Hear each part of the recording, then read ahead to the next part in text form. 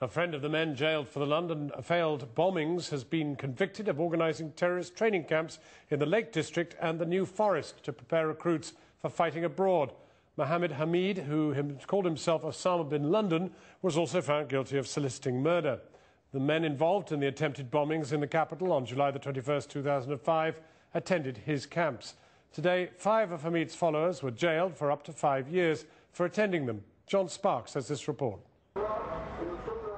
Religious extremism expressed in private and in public. If this person is killed by the West, then we have our rights to take it out on the West. And preparations for militancy, a plan for religious conflict. Soliciting murder, receiving terrorist training, not going to an outdoor adventure camp, but receiving and giving terrorist training. This is what these people were about. They were encouraging murder. Mohammed Hamid, 50 years old, from East London, found guilty of organising terrorist training camps and encouraging Muslims to murder non-believers. Atilla Ahmet, 43 years old, from South London, he admitted to 3 charges of soliciting murder. Hamid's tactics were, in part, remarkably transparent. He recruited young men for future radicalisation at a temporary stall at Marble Arch in London's West End. He was filmed in a BBC documentary, Don't Panic, I'm Islamic, filmed in 2005. We are dedicated to Islam, we imitate our Prophet. You know, I don't want to be no George Imani. Mohammed Hamid invited them here to his home in Hackney on Friday evenings for food and discussion. He then preached, the court heard, a blend of violence and hate. Murder those who do not implement the law of Allah, he urged. Hamid was assisted by this man, Atilla Ahmet.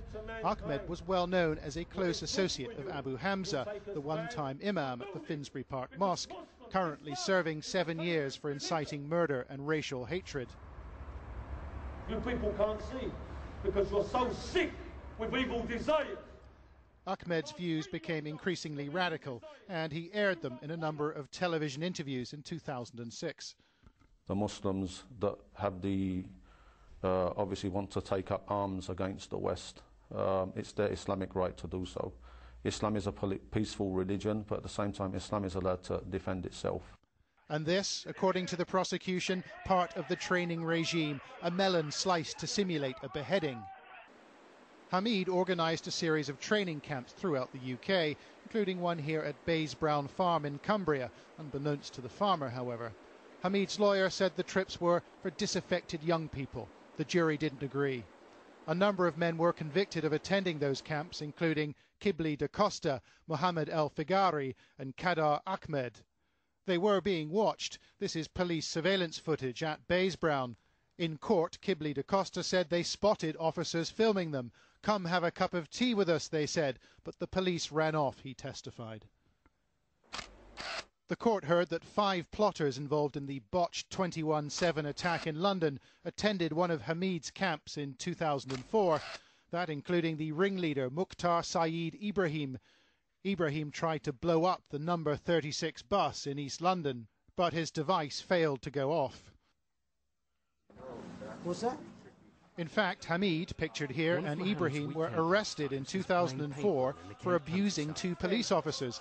Hamid paid the court fine of £300 with money he received to participate in this, the BBC's Don't Panic, I'm Islamic documentary. Fully trained, you know. Fully Delta Force trained. An undercover police officer known only as Dawood infiltrated the group by approaching Hamid at his stall. Hamid took a liking to him, and soon he was attending the weekly sessions here in Hackney, equipped with a hidden microphone and a recording device. Dawood recorded Hamid and Atilla Ahmet discussing the July 7th bombings at this Islamic school in East Sussex. The police were building their case. You know what happened on the tubes? Right? How many altogether? 4 people shaheed. Allah wa alam. I have to say this as well. But 4 people got shaheed. Right? How many people did they take out? 52. That's not even a breakfast for me. First day in August 2006, the police raided a restaurant bridged to China. Many of the defendants were arrested here. Hamid and Ahmed's extremist cell was finally disrupted. But what did these men actually hope to achieve?